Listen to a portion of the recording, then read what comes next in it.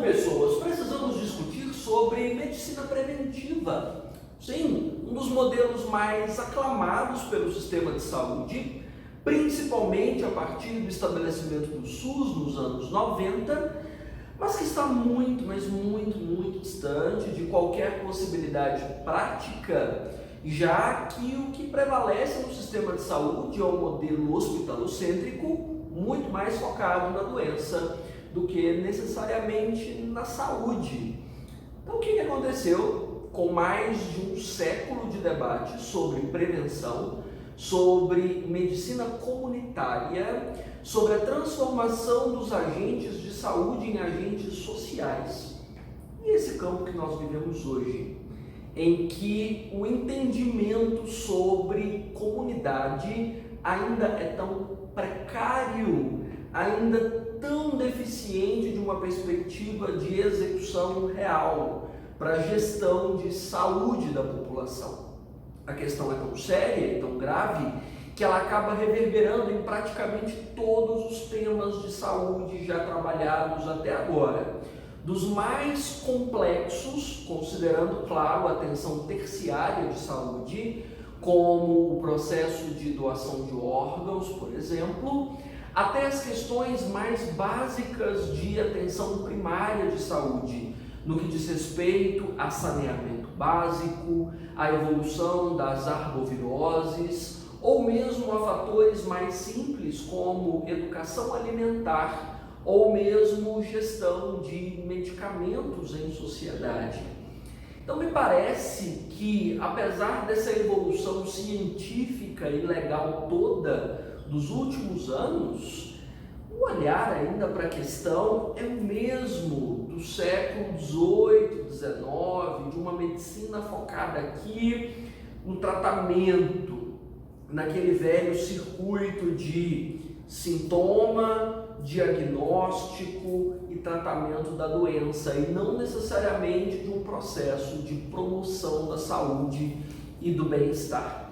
Então, essa falha precisa ser entendida por nós, até porque essa falha é o ponto nodal a partir do qual as crises de saúde se avolumam no cenário contemporâneo, considerando a crise sanitária em que nós ainda estamos e devemos permanecer durante um bom tempo, até, por exemplo, os problemas com saúde mental, que vem se tornando pauta cada vez mais prioritária dentro dos nossos interesses sociais, né? Considerando, por exemplo, que fatores como ansiedade e depressão passam a fazer parte da paisagem urbana, de tão severos que se tornaram dentro desse, quadro da sociedade contemporânea. Então, onde é que ficou a prevenção no meio desse processo? Onde é que o modelo preventivo se perdeu? Bom, para eu conseguir trazer aqui uma boa análise sobre esse fator, nós precisamos remontar a origem dessa ideia e, claro, também ao que havia antes de essa ideia se consolidar. Vamos dizer que essa ideia sobre o modelo preventivo nasce dentro dos debates da reforma sanitária. E você já deve, claro, ter ouvido muita coisa sobre essa reforma sanitária, pela forma mesma como ela é documentada nos livros de história, em função dos modelos de vacinação, de imunização, levantados lá no passado por Oswaldo Cruz, Provavelmente a matéria aí que você está vendo dentro da sua matriz de ensino médio até agora, sobre revolta da vacina e congêneres. O que raramente se discute é que essa discussão sanitária, que começa no século XX, ali na primeira década do século XX, vai se avolumar a ponto de se transformar num dos sistemas de saúde mais elogiados pelo mundo hoje, que é o nosso Sistema Único de Saúde, que foi fundado no final do século XX, em 1990, de 90 para 91. Então, toda essa conjuntura discutida dentro da reforma sanitária sobre o que é saúde e de que forma a gestão de saúde deveria ser pensada, vai gerar influências definitivas no texto constitucional em 88, a influência é gigantesca, né? Principalmente na cláusula pétrea, no artigo 6º, que prevê promoção de saúde como um direito fundamental. É promoção de saúde, não é promoção de doença. Assim como o artigo 144, que vai trazer a normatização para a atenção pública de saúde, e não mais privada ou filantrópica, que acontecia até então. Estou com profilática na cabeça porque eu estou falando de prevenção. Troquei os termos aqui. Então, tudo isso vai inspirar a promulgação do Sistema Único de Saúde em 90, pela Lei 8080, super famosa, e a Lei 8.112, que caso você vá fazer medicina ou qualquer curso da área da saúde, você vai ver isso aqui do avesso e vai estudar isso a fundo, né? Então, a reforma sanitária foi um marco para isso. Mas aí você vai se questionar, ué, mas como é que fazia sistema de saúde antes de haver uma estrutura pública de saúde, pensando no bem-estar da população? Não pensavam no bem-estar da população? Não, simplesmente não tinha esse princípio. Não tinha o princípio, na verdade, de entender que o Estado era responsável por promover saúde. Então, não havia ainda um sistema de saúde que pudesse pensar nesse tipo de gestão.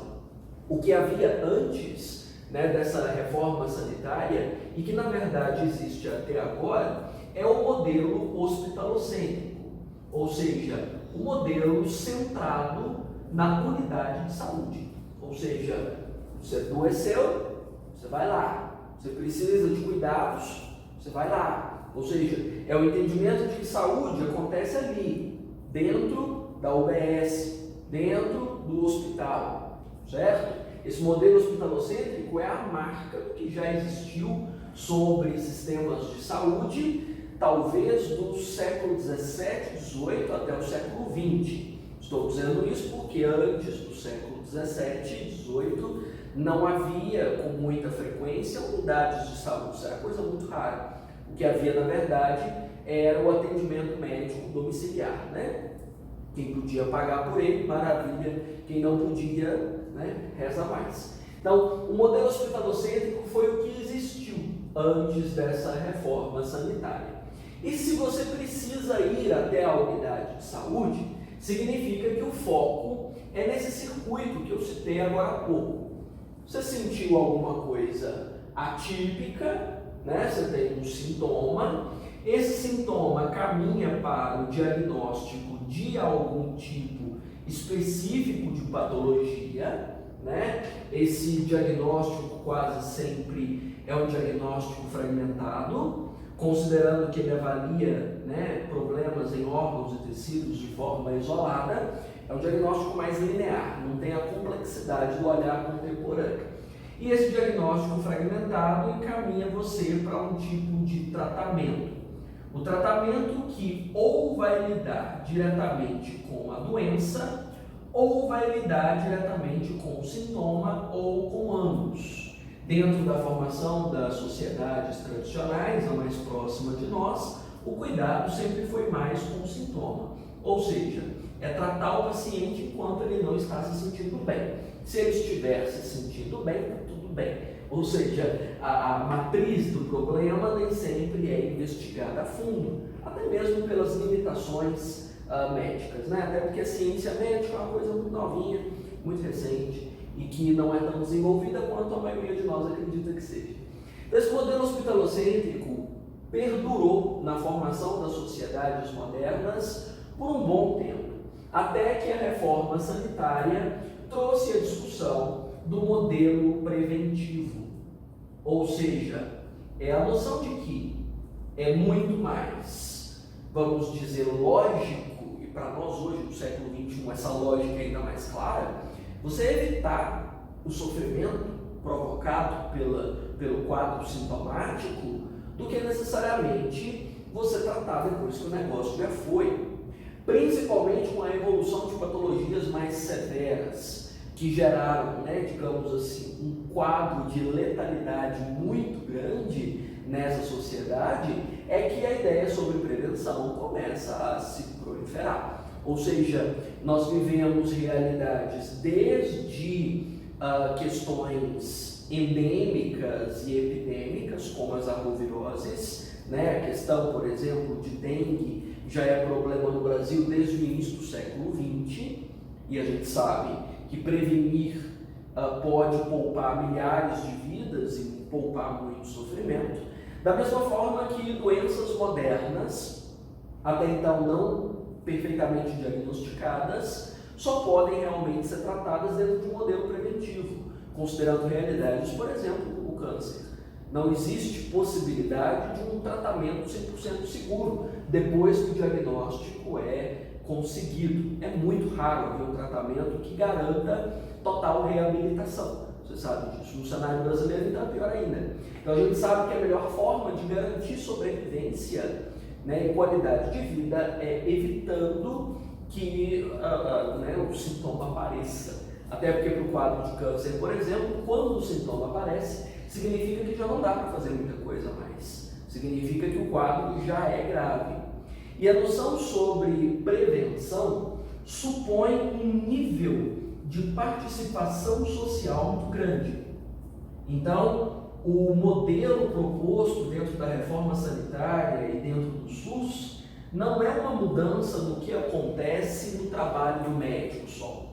Não é uma mudança no jeito como o hospital funciona só. É o entendimento de que saúde você não faz dentro do hospital, você faz em toda a comunidade. Tudo que você faz da hora que você acorda e até durante o seu sono é elemento de saúde e precisa ser trabalhado de forma ampla, assim. Ou seja, envolve toda a população, né? É preciso que toda a população seja reeducada para o que é o sistema de saúde, para o que é gerir saúde pública, do que é geração de bem-estar, o que vai de educação alimentar, o que vai de controle sobre ritmo de trabalho, de questões de saneamento básico, de dispositivos de moradia, todos esses fatores, automedicação, tudo mais, envolve um processo de esclarecimento maior dos gestores a respeito de como administrar esse processo, de entender, por exemplo, que todas as secretarias de um município são promotoras de saúde. A Secretaria de Habitação é promotora de saúde, a Secretaria de Trânsito é promotora de saúde, a Secretaria de Educação é promotora de saúde, de modelos integrados, ou seja, na noção do que o Rick Beck chama de cosmopolitismo.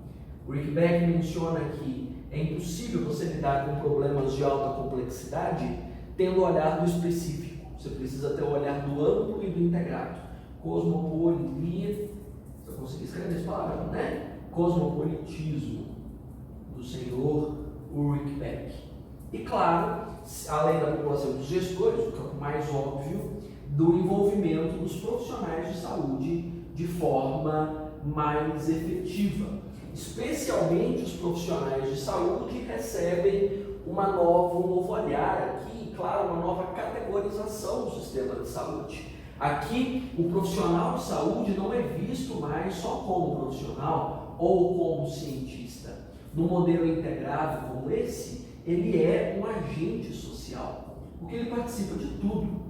Até porque nesse novo entendimento e nas pesquisas desenvolvidas a partir da reforma sanitária, entende-se que não adianta você ter um bom tratamento no hospital se você não cuidar da forma como o seu paciente vive, da forma como ele interage no meio dele, da forma como a moradia dele se estrutura, dependendo do que ele se alimenta, se ele tem acesso à água potável ou não, a todos esses fatores. Então, o profissional de saúde tem o seu papel amplificado, expressamente amplificado.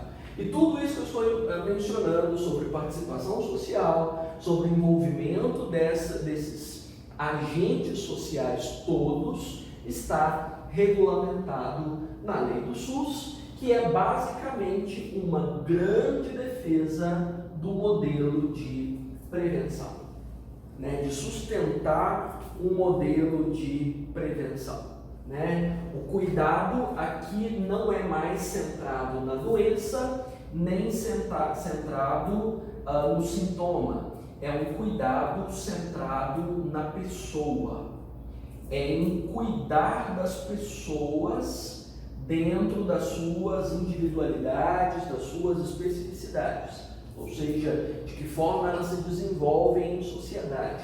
Cuidar da pessoa significa esse olhar holístico, amplo, que faz parte do que nós denominamos muitas das vezes como modelo biopsicossocial, ou seja, de conseguir enxergar o indivíduo nas suas três esferas, na sua esfera biológica, na sua esfera psicológica e na sua dimensão social.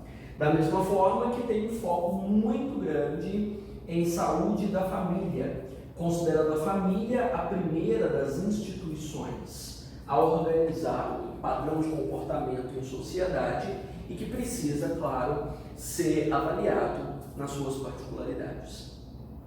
É uma revolução. No cenário brasileiro é uma revolução. O que a maioria não se atenta, principalmente quem vive nas camadas privilegiadas dessa sociedade, é que nada disso funciona. Nada, ainda não.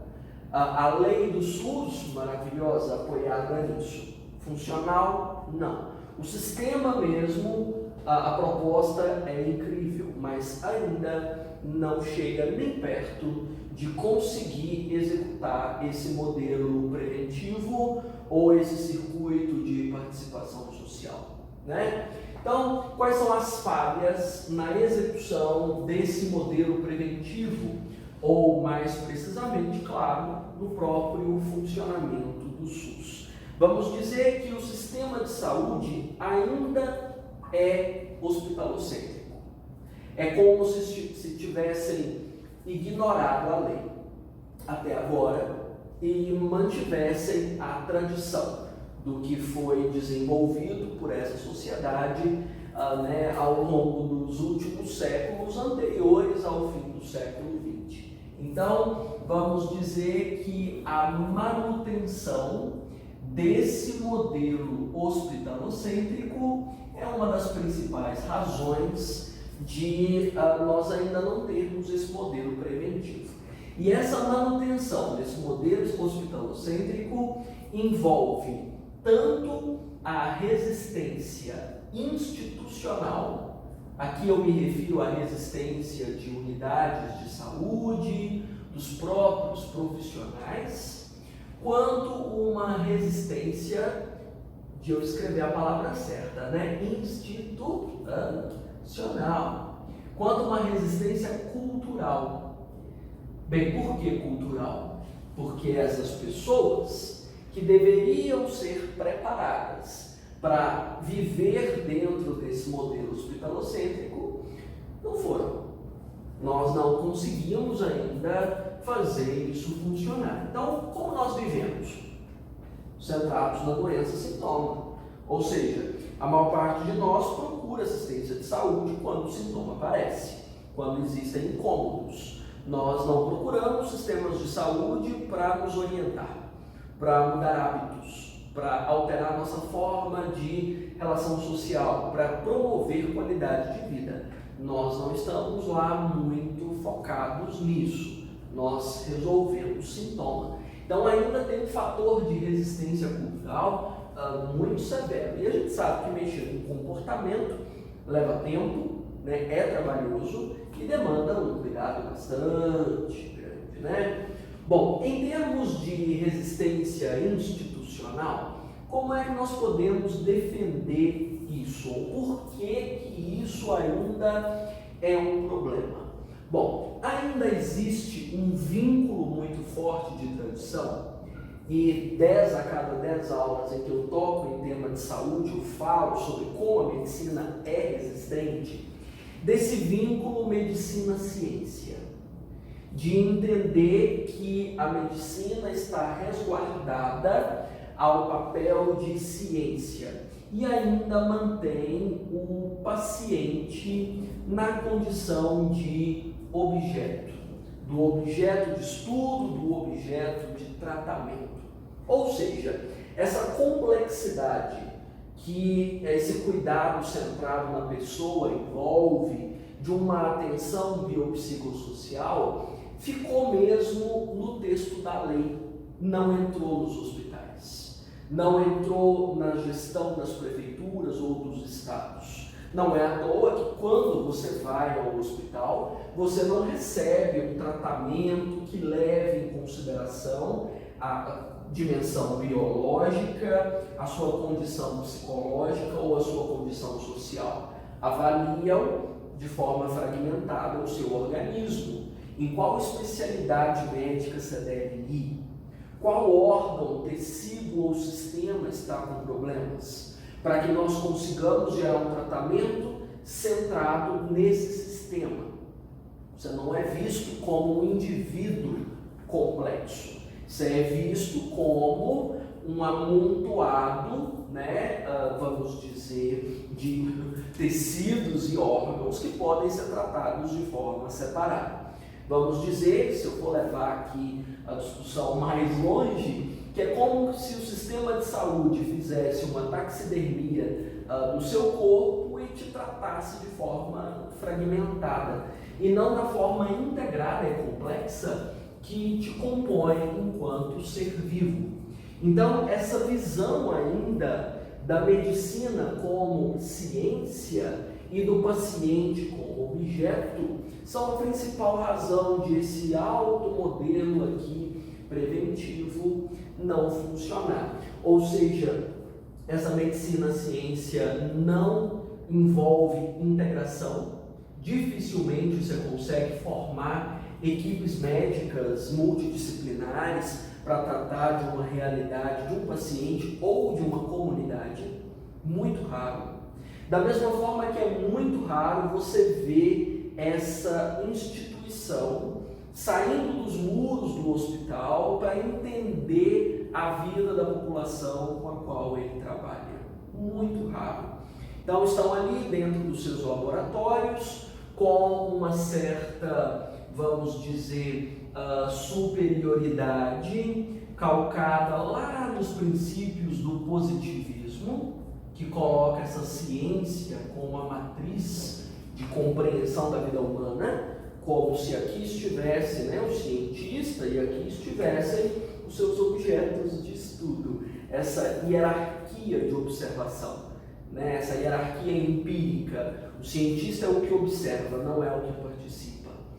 E não envolve essa pauta gigantesca que o SUS propôs.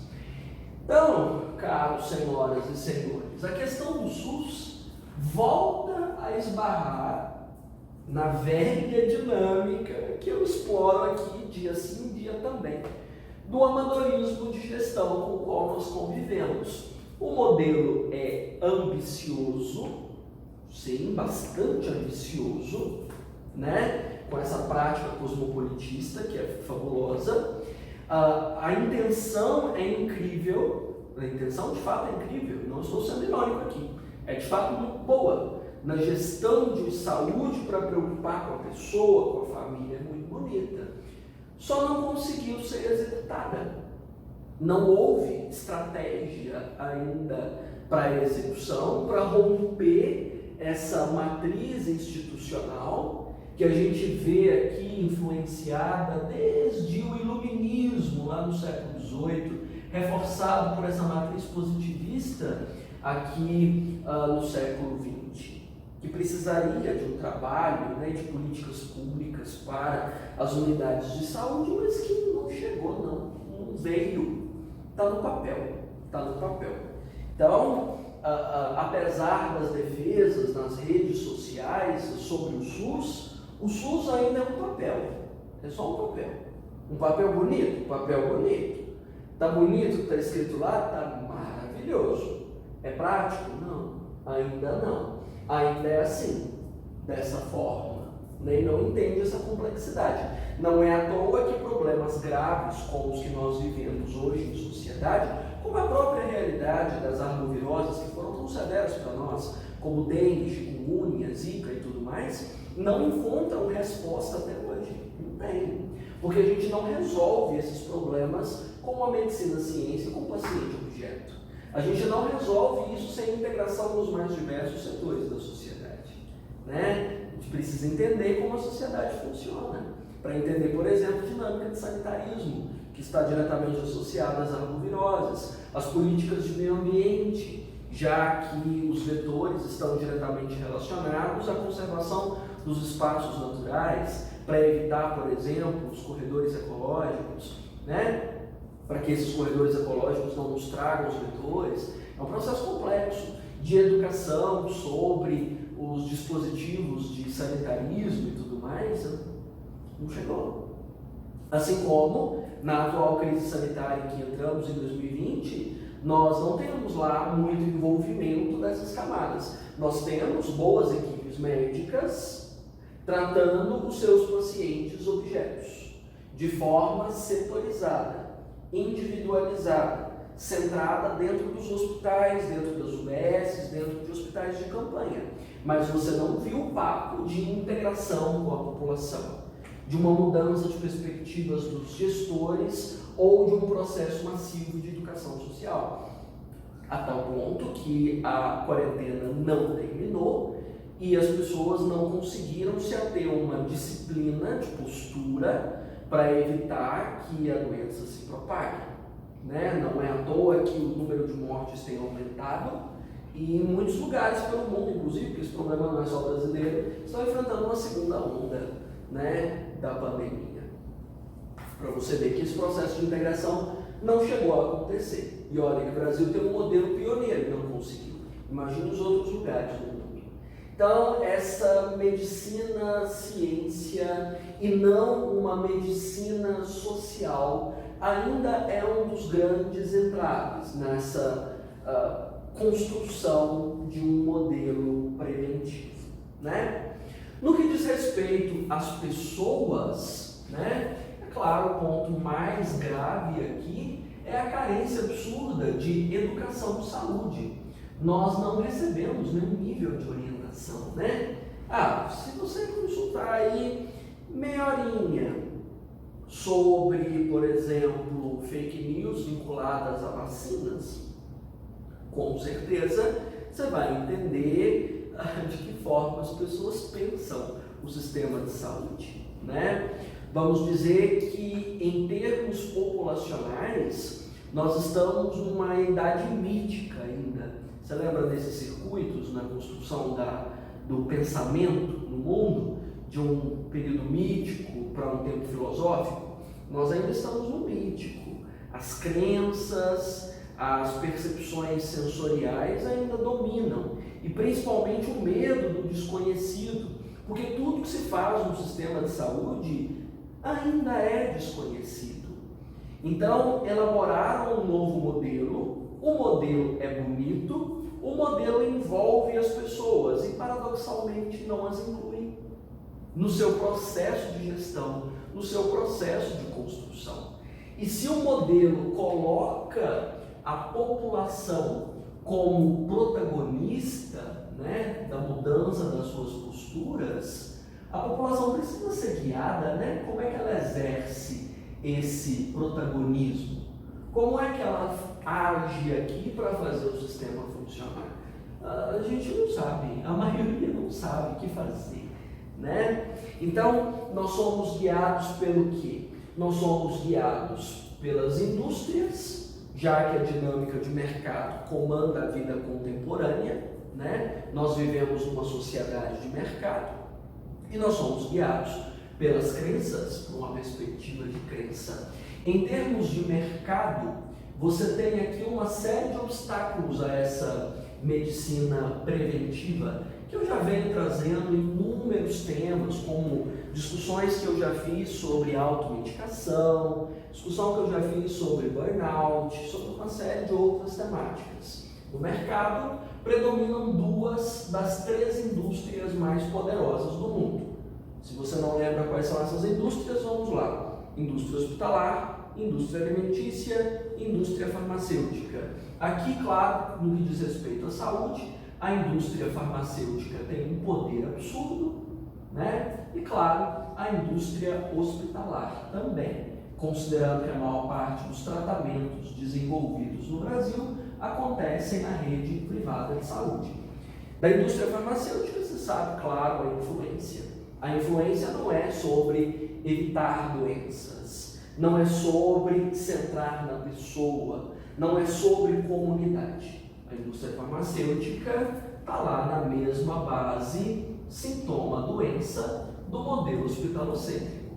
Afinal de contas, as medicações mais comercializadas no Brasil são analgésicos, são anti-inflamatórios, que obviamente envolvem sintomas. A indústria farmacêutica, na verdade, está empenhada em, vamos dizer, mascarar esses sintomas, em criar camadas e mais camadas para que nós não percebamos o adoecimento.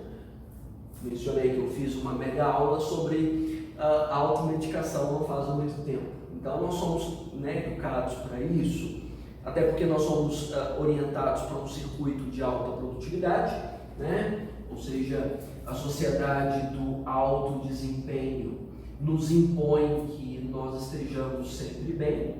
Dores, incômodos não fazem parte disso. Nós vivemos em torno de uma padronagem estética muito rigorosa, motivada por toda a indústria cultural que nos cerca, E nós vivemos sob um imperativo do prazer, ou um imperativo da felicidade, em cujo espaço não se insere a dor, não se insere o desânimo, nada disso. Ou seja, tudo isso envolve não prevenção, mas tratamentos constantemente em torno da alta produtividade. Você sabe aí da quantidade de coisa que vai mascarar o seu adoecimento para te manter rendendo sempre. E isso vai de analgésicos a ritalinas da vida, para te manter, um metilfenidato para te manter alerta, atento e altamente produtivo. Da padronagem estética, eu nem preciso dizer, da quantidade de fármacos e da subdivisão dessa indústria farmacêutica, da indústria dos cosméticos, para te vender também o que vai te trazer uma aparência de beleza, de saúde, que também não envolve prevenção, mas maquiagem, E o imperativo do prazer para te manter sempre alegre, para te manter sempre bem disposto. E aqui vão ansiolíticos, antidepressivos e quase tudo que envolve a nossa saúde mental, Então, aqui você já imagina que não sobra muito espaço para a nossa composição cultural, para esse modelo preventivo. E da indústria hospitalar, talvez o ícone maior que eu possa citar de formação é o imediatismo, que também está na indústria farmacêutica da mesma forma. Prevenção envolve tempo. A nossa formação cultural, não. Até mesmo pela alta produtividade, tem que ser tudo agora. Então, a gente vai ao hospital e você quer respostas imediatas. Por exemplo, há um debate forte sobre a redução do consumo de antibióticos. Antibióticos são, claro, a maior descoberta do século XX, talvez. Eu acredito que seja. No entanto, o consumo excessivo de antibióticos pode gerar sérios impactos para o organismo, sem contar a resistência das bactérias em relação à medicação, Ponto de a medicação não surtir mais efeito. Bom, qual é o processo alternativo? Prevenção. Lide com a qualidade imunológica. Lide com os hábitos do paciente. Trate a sua disposição física, a sua disposição psicológica, o meio social onde ele está. Alimentação, por exemplo, é extremamente útil para evitar os antibióticos no futuro. Quanto tempo isso leva, meu filho? Leva meses, leva anos para você reter isso. Você quer ficar livre da infecção agora. Você quer ficar livre do problema agora. Então, você vai se entupir de remédio. É a formação cultural, e essa formação industrial, logicamente, nos empurra mais e mais para esse circuito. Percebe a dificuldade? Você tem uma instituição que resiste à mudança, porque ela ainda considera esse padrão como correto, e você tem uma formação social diretamente influenciada pela estrutura de mercado, que não envolve nada sobre prevenção. Se você quiser referências específicas sobre essas áreas aqui, dentro de outras aulas eu já puxei nomes e mais nomes que falam sobre essa questão.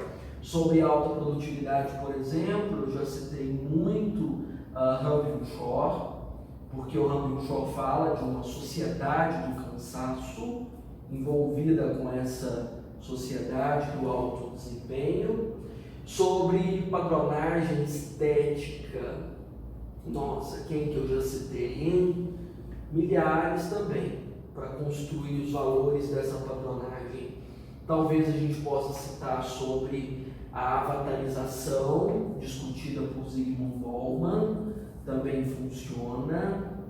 E esse imperativo de prazer e felicidade, discutido por tantos teóricos, foi lançado pela primeira vez por Jacques Lacan, um dos maiores seguidores de Freud na psicanálise. E sobre o imediatismo, para agora, para já, eu já citei muito Anthony Giddens, quando ele menciona que a nossa preocupação é como que dá para fazer agora, não amanhã ou depois de amanhã, é agora, porque nós temos prioridades, e a prioridade não é construir uma vida saudável. A prioridade é estar bem para cumprir esses valores culturais aí. Então, nós nem cobramos dos gestores de saúde que haja um investimento, uma visão diferente sobre esse sistema, fazendo com que o que o SUS determina nunca chegue à prática de fato, né?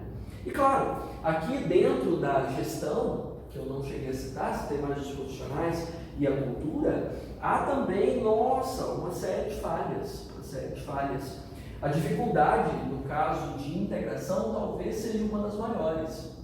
Nós temos uma política ainda muito fragmentada, né?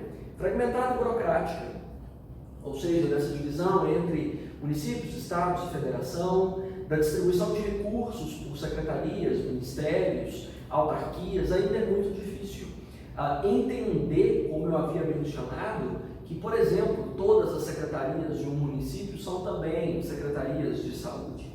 Então, essa abordagem integrada, vinculada ao cosmopolitismo, a um processo de interdependência, é uma realidade, mas não uma prática.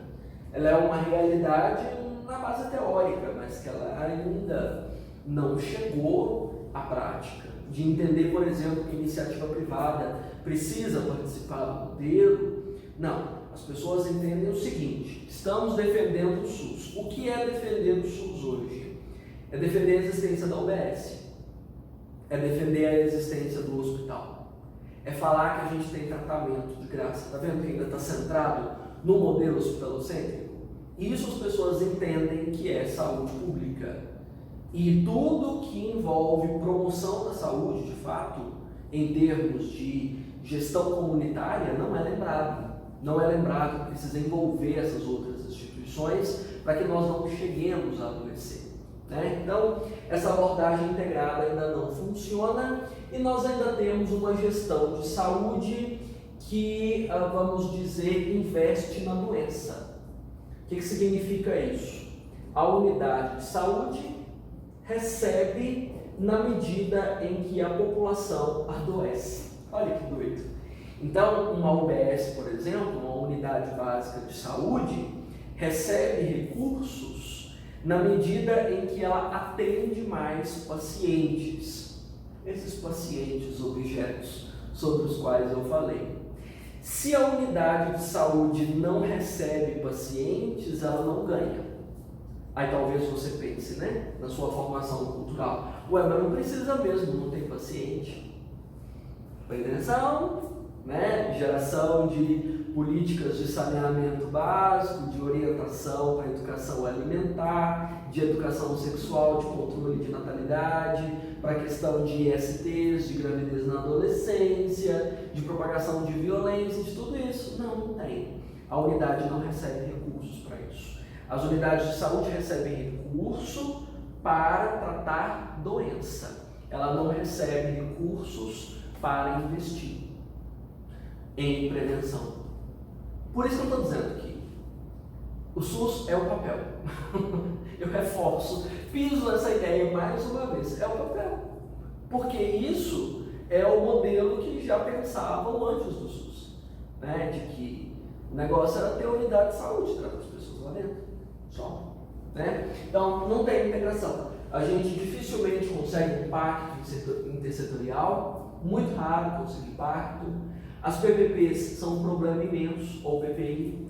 Sugeriram uma PPP recentemente, o povo caiu em cima, achando que ia privatizar o SUS. A maioria das pessoas nem leu o que era o estudo. O estudo era para entender as fronteiras, até que ponto poderia fazer uma integração, ou de que maneira os recursos privados poderiam ser usados no setor público. Aqui a gente não consegue nem pacto intersetorial, nem pactos federativos que consigam buscar mais facilidade dos recursos da federação para investir em estados e municípios. Muito difícil.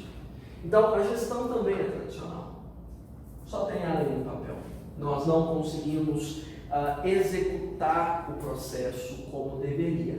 E aí você deve imaginar que se investe mais na doença, os investimentos em saneamento básico no Brasil são baixíssimos. O que eu escrevi?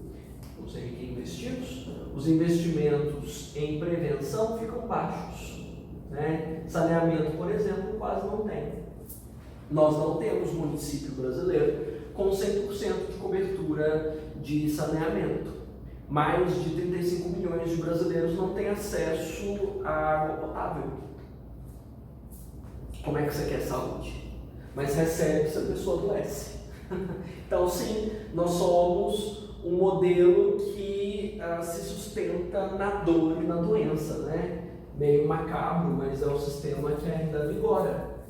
Então, é a velha história que eu vivo dizendo milhares de vezes nessas aulas. A gente não precisa de mais papel. A gente não precisa de outras leis. Precisa de uma habilidade de execução ideal dessas leis. Né? Então, não tem. Então, e sem contar que esse investimento na doença, além de ser focado só na doença, ele ainda é muito baixo. Então, baixo e limitado à demanda de patologia. Porque nesse caso, se você for olhar o que é o investimento per capita no Brasil, ele é o quê? Cerca de R$1.000 per capita ano para investir no tratamento. Então, e é só para doença, não é para prevenção. É baixíssimo. Se for olhar os valores absolutos, é muita coisa, o dinheiro é grande. Mas nós vivemos num país de dimensões continentais, né? Eu preciso levar isso em consideração. E quando pensamos no investimento per capita, ele é baixíssimo. Então já se investe pouco na doença e praticamente nada em prevenção, até porque esse investimento em doença, como eu posso dizer, ele é mais concreto. É difícil, dentro de um modelo político populista, você pensar em investir numa coisa que você não vê. Mas isso é bom para a população. Né? Senhora, nós não temos governos que se preocupam com a população. Nós temos governos que se preocupam com o bem-estar da urna, né? Para gerar voto. Isso aqui não gera muito voto, tratar a doença gera. Está alinhado à formação cultural brasileira? Sim, está alinhado. E está alinhado com, vamos dizer, o que é visível. Né? Curou pessoas. É um governo herói que salva pessoas à beira da morte. Não pensam que podiam evitar que as pessoas adoecessem. Então, isso aqui ainda mantém o nosso velho alinhamento populista. Eu não tenho lembrança de nós termos vivido um outro modelo de política que não tenha sido populista. E populista não se traduz necessariamente no carisma, mas se traduz em atender aos interesses imediatos da população, não necessariamente fazer aquilo que é preciso fazer. Né? Esse alinhamento populista mantém todos nós dentro dessas políticas de contentamento sobre as quais Habermas tanto fala, de sociedades contemporâneas que estão presas a isso, em se preocupar mais em agradar as demandas das camadas populares do que necessariamente resolver o problema delas. É fazer o que elas esperam, não o que elas precisam. né?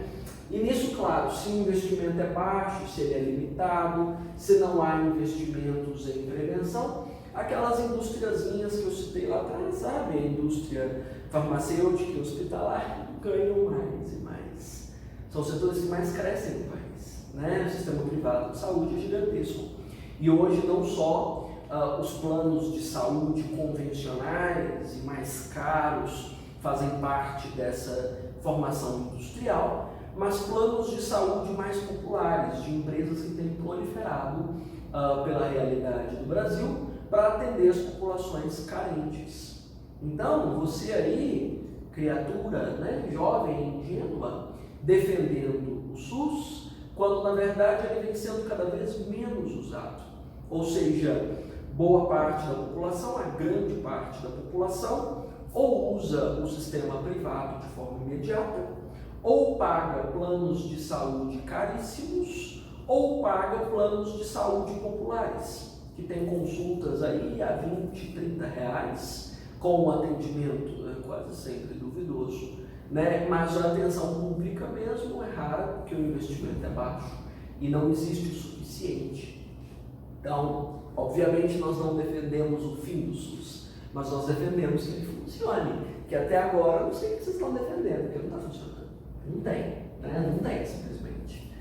Essa ausência de uma construção na prevenção ou de um foco de investimento real impede que ele exista, né? Então, se você for fazer uma intervenção realmente sensata, você precisa aqui defender a organização de uma política nova de gestão, uma política de gestão integrada, que consiga de fato levar a ideia de prevenção, de um modelo preventivo como marca do sistema de saúde brasileiro. A política de saúde de gestão integrada envolve esses pactos, essas participações intersetoriais. Você não consegue, por exemplo, gerar saneamento básico sem parcerias e mais parcerias para infraestrutura, que envolvam tanto profissionais que saibam como fazer de forma mais barata, quanto quem vai dar o dinheiro, né? Vai sair o dinheiro de onde? Já não tem, investimento é baixo. Como é que vai fazer? Precisa fazer isso urgentemente e que foque também em formação social.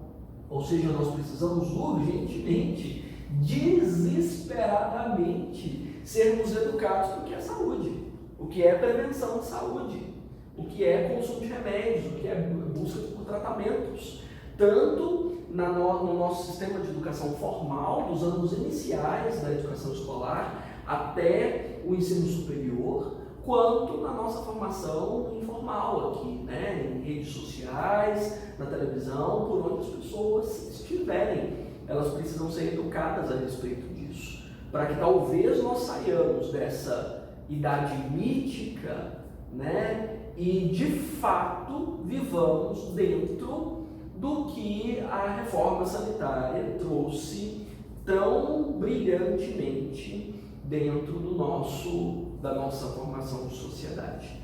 Do artigo 144, do 196 ao artigo 200, que são as matrizes do sistema de saúde, para que SUS não seja só um papel.